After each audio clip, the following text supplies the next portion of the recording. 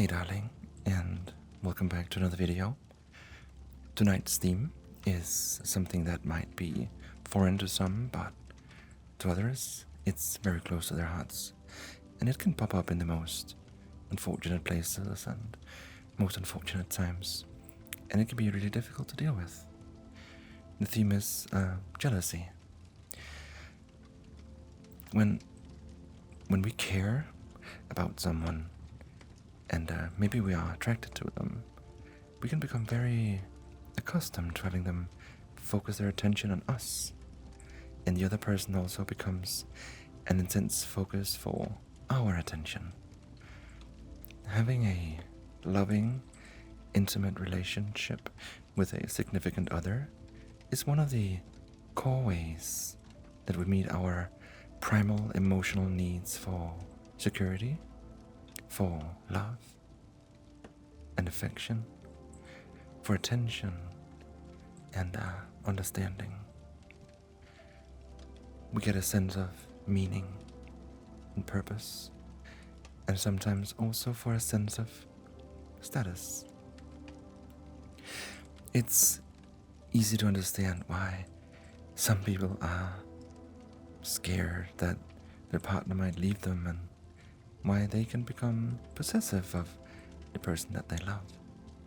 After all, that person means quite a lot to you, and in so many ways.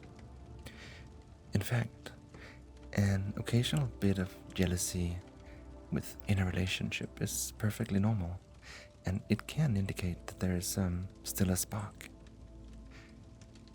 It can indicate that you still care about your partner. However, when jealousy becomes pervasive and intense, it can turn into an obsession. And this can have terrible consequences for, well, everyone involved. When jealousy gets out of control, it makes you treat your partner less and less like a person, and more like a possession. And this kind of intense, controlling possessiveness is utter poison for a happy, healthy relationship. The object of jealousy can start to feel trapped, controlled, dominated, and it can lead to heartache and relationship breakdown, and in some cases, well, even violence. Reasons for jealousy often include having been rejected, let down, or deceived in the past. And this feeling is then generalized from one individual and applied to all others. But what is a jealous person actually doing? Well, jealousy is a blend of two destructive emotions: anger and insecurity. To become jealous of someone, well, firstly, you must misuse your imagination.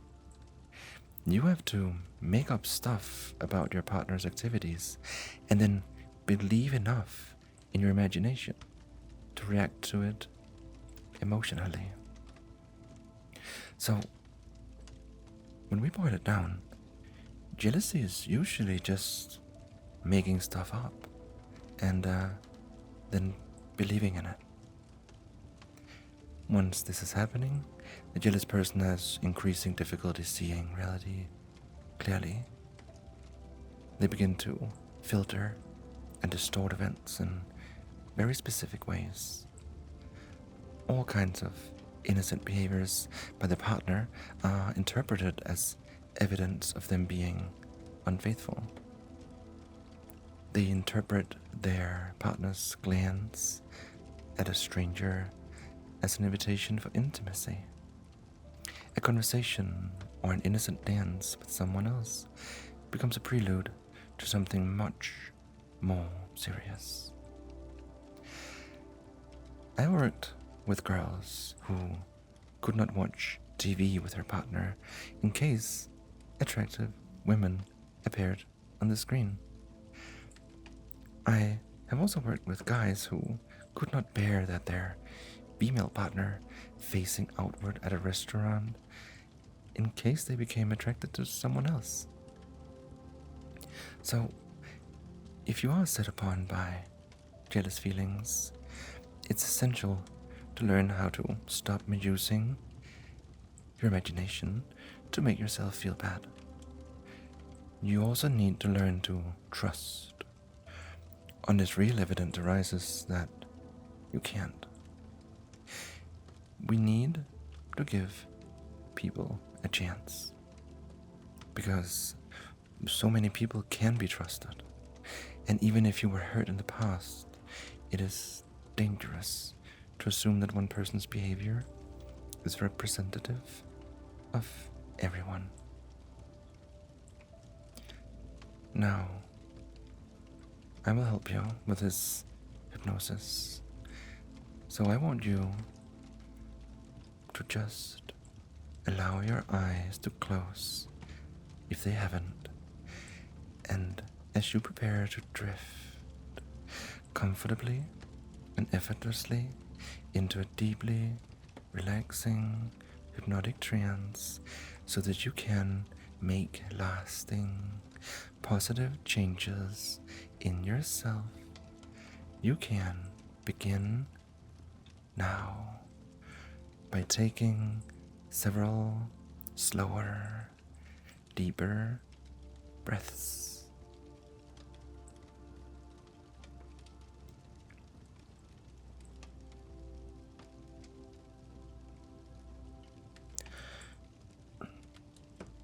Allow each in-breath to be full and deep. Allow each out-breath to be very slow and smooth.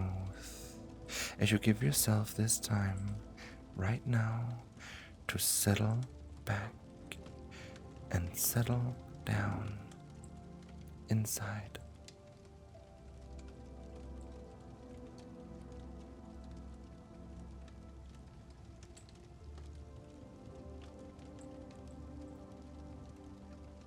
Allow the body to rest.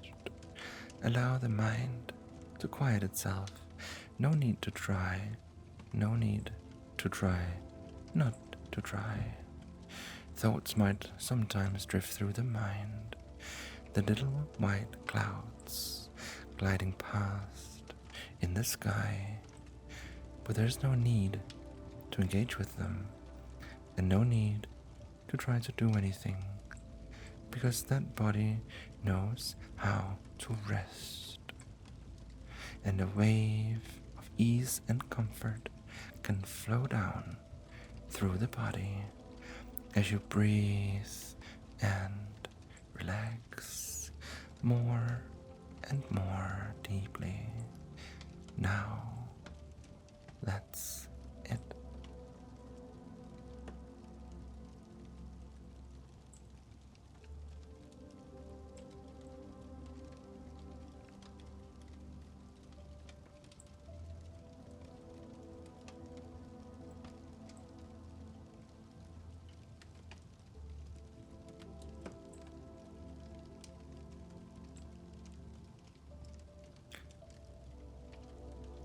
And the mind knows how to wonder all sorts of things.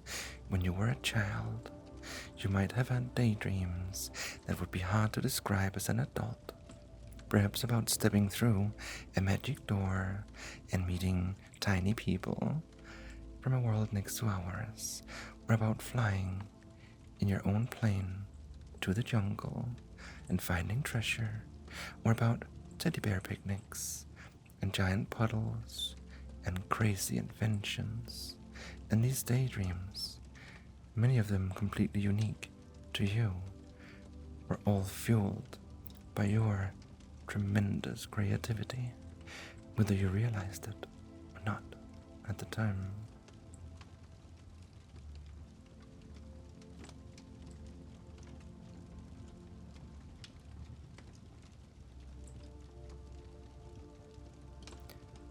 And as you relax deeper and deeper still, You can experience curious, dreamlike images.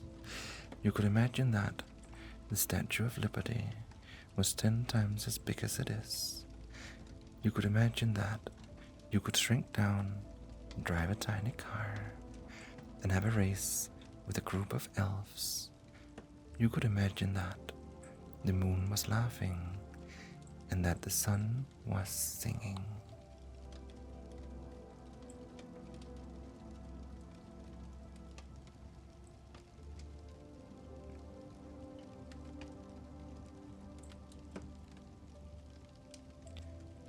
And it's one thing to be silly and surreal with your imagination, but there are some people who spend a huge amount of time seriously imagining things that aren't real. People who seriously think that the things they're imagining are true, and an enormous amount of time can be wasted on such things. There are people who have phantom illnesses, where they spent years and years going for tests, trying to find out what's wrong with them, when the truth is, they're perfectly healthy. There are people who are sure they're going to get fired because of something the boss said last Friday, and they worry and worry about it all weekend, and then they find out on Monday it was just a complete misunderstanding, and their job at the company is perfectly safe, and there are prophets throughout the ages who have known, who have been utterly certain that the world was going to end in the year 1555, or the year 1688, or 1901, or the year 2000, or 2012, and many, many more years besides. And each of those doomsday prophets, they have felt it in their hearts. They have seen it in their minds. Some have even persuaded their followers to sell their houses, to sell their possessions, because they just knew the end of everything was here. And yet, time and time again, on the predicted dates of those so-called prophets, the sun rose as normal, the birds began singing, everyone else just got on with their normal lives. They hugged their children, they went to work, they read their books, some went to the cinema, some went to a restaurant, or watched a sports match. It turned out to be just another ordinary day.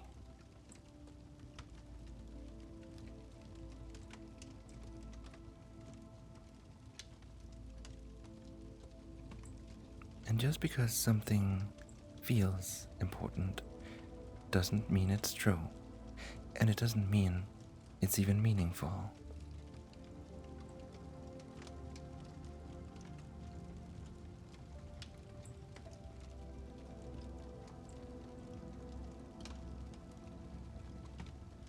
And I'm gonna say that one more time, that just because something feels important doesn't mean it's true, and it doesn't mean it's even meaningful.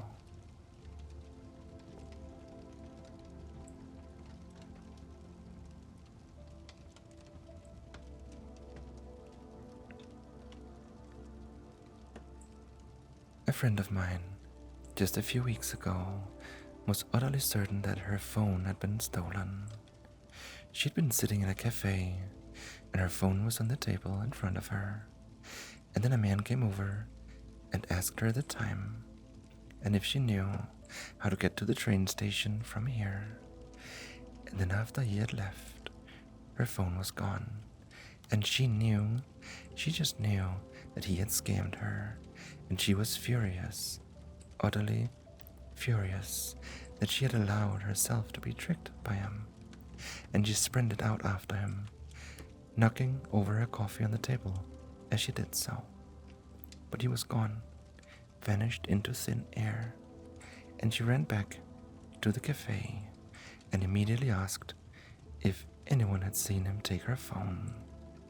She asked the staff if they had CCTV that she could check, but they apologetically said that they didn't, and she set off for home, nearly in tears, bemoaning the state of the world today, when at that moment a friend phoned her, and her phone began ringing in her bag.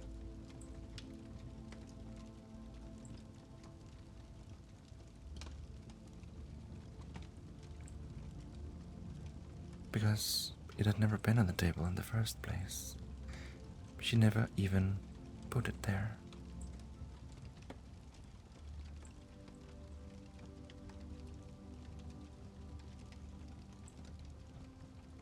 Just because you feel intensely that something is so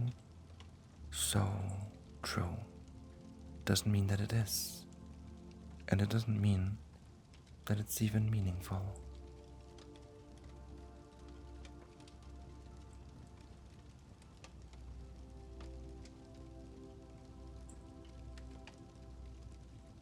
And it's one thing to make things up in the imagination, and it's another thing to buy into your own make-believe, because it's all too easy to make reality fit into our pattern of make-believe. In fact, that's exactly what narrow-minded people do. And you can wait open-mindedly for the true meaning of things to emerge without connecting them up to your own make-believe.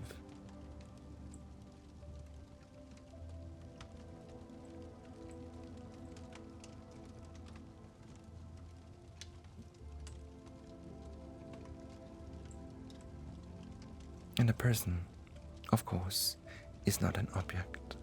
They're not something you own. And that's why they call it a relationship, not an ownership. As you begin to open now to the possibility of relating to others in your life in a calmer, kinder, fairer way, I want you to notice what it's like to really begin to relax even deeper, as if with each and every out-breath, you find that your level of relaxation and comfort deepens even more and even more.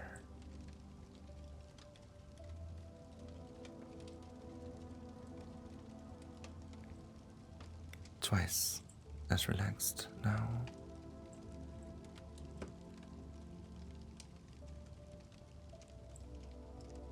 Twice as relaxed still, noticing the reality of that now as you drift deeper and deeper into comfort and rest.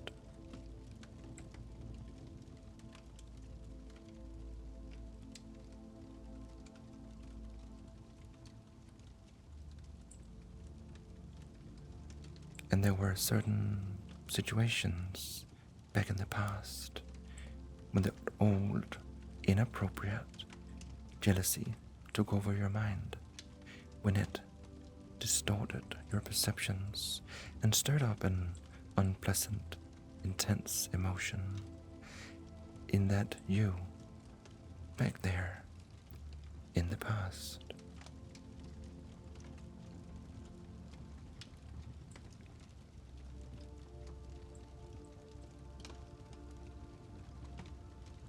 And you can get a sense of watching a you in the past who was looking so intense, so angry, so possessive. And you can see the misguided intensity, the way that you in the past was buying into their own make-believe.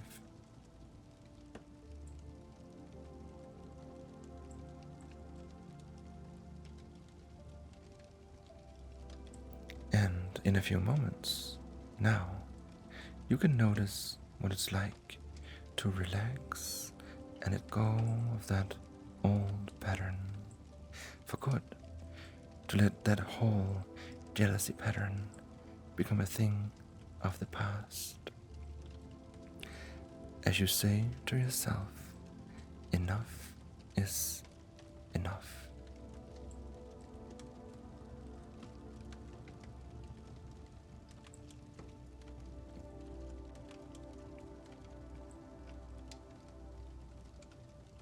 And as you do that now, you can watch as all the old emotion drains out of that past situation. And in fact, out of all similar situations in the past.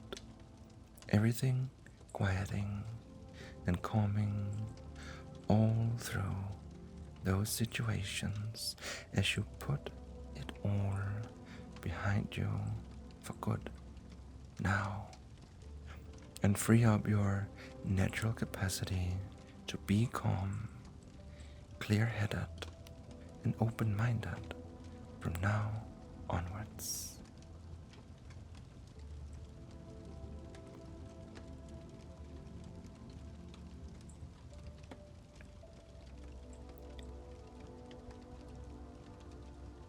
And you know how that calm clarity and open-mindedness is going to be very valuable for you in the future, do you not?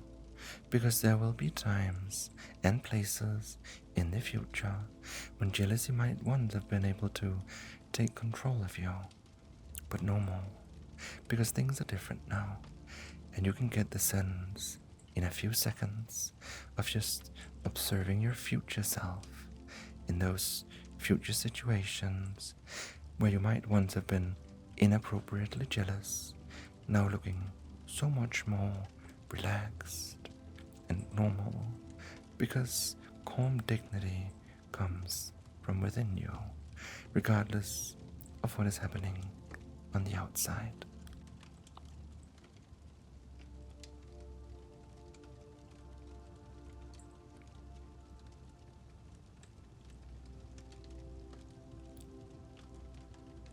And you can calmly observe yourself in those future situations from the outside, like watching a video of yourself on a screen there in the future, looking so calm, so relaxed, and really notice what it is about you that is there in the future.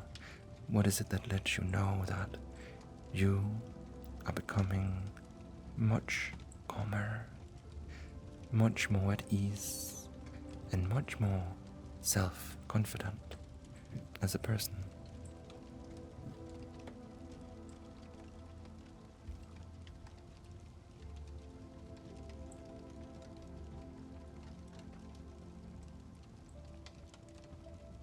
And in just a moment, you can drift into these future times and really experience what it feels like to be within these situations, feeling so calm, so relaxed. And you can allow yourself to drift into them now as you experience these future situations, feeling so calm, clear-headed, and relaxed.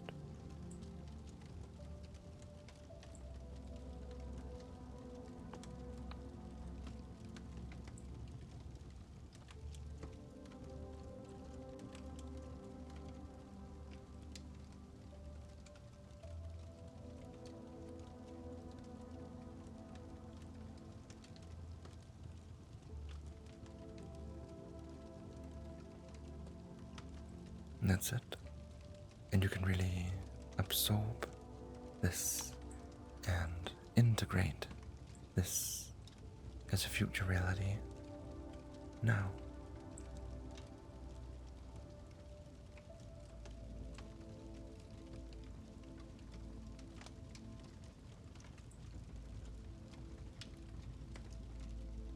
And you may find that you notice things that you'd never really noticed before, as you see the big picture and increasingly deepen your understanding of your partner, of love, of trust, of relating to your partner in a healthy, open minded, fair, supportive, loving way.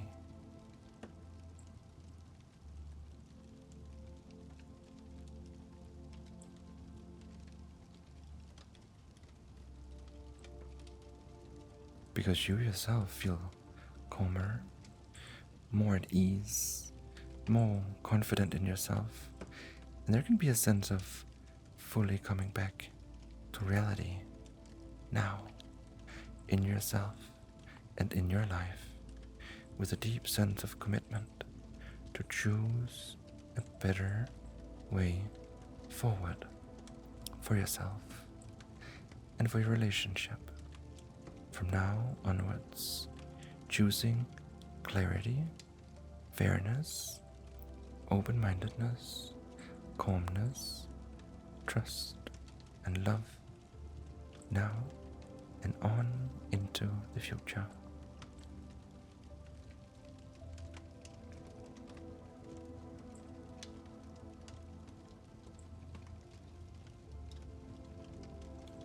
And you can listen to this session often, and you can develop a calmer, fairer, healthier attitude towards your relationship and towards your partner each time that you do.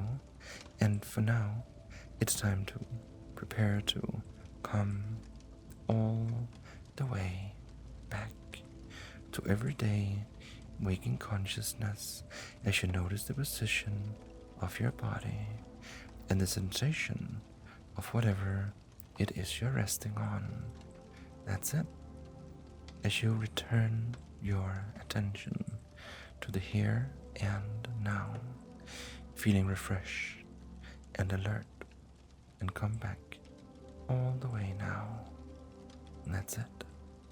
Feeling very good. And you can have a nice stretch.